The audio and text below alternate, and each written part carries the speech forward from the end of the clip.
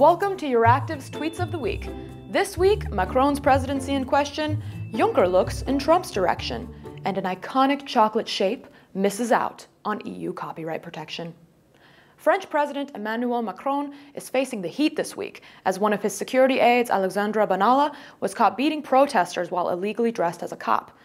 Taha Bofas caught the incident on film last week, and it went viral. And Sylvain Chassany noted that the Benalla affair is a blow for Macron because it touches on an essential aspect of his campaign, his pledge he would be different from his predecessors, that his presidency would be ethical and transparent. Well, if we take a quick look at the bromance between the two, it's really no wonder Benalla stood up for him. And I know the code, bros before laws, apparently. When asked about the affair, Macron took a tip from Trump's playbook, saying, "We have a press which no longer seeks the truth." But I guess he was just following the first rule of the Elysee Fight Club. The Elysee doesn't talk about the Fight Club. In other news, President of the European Commission, Jean-Claude Juncker, traveled to Washington this week to discuss trade tariffs with President Donald Trump.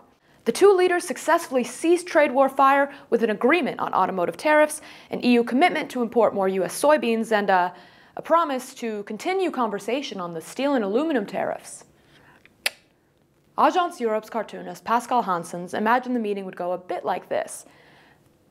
And Alex Pigman wondered if he was dreaming when he saw worlds colliding. Donald Trump saw it as quite the positive interaction, tweeting that obviously the European Union and the United States love each other. Look at the photo. It's obvious. Bruno Waterfield quipped that Juncker flew to Washington and accepted Trump's peace offer with metal tariffs remaining in place. This is hailed as a victory. And Marine Khan reported the Trump-Juncker deal on no new tariffs during trade negotiations stands, as long as neither party suddenly terminates the negotiations. Luckily, the U.S. president has absolutely no history of ripping up agreements at a whim. And Martini Seltzemeyer gave us a look into a post-soybean agreement Europe. This is the menu at the Berlaymont canteen tomorrow. Soybean soup, soybean stew, and for dessert, soybean surprise. Voila.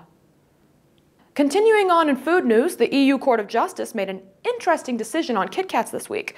Anisa Subedar reported Nestlé applied for the trademark for the shape of a Kit Kat, or 4 trapezoidal bars aligned on a rectangular base. 4 trapezoidal bars aligned on a rectangular base? Kit Kat lost their long-fought battle to trademark their shape in court, and EU judges are fiends, says Euractiv Sam Morgan at least. Sanjeev Kohli joked that Kit Kat have just been fined for showing 2 pairs of fingers to the EU, but man of the people Mac O'Donnelly claims Kit Kat is innocent. This week we are supported by ePure, the European Renewable Ethanol Association.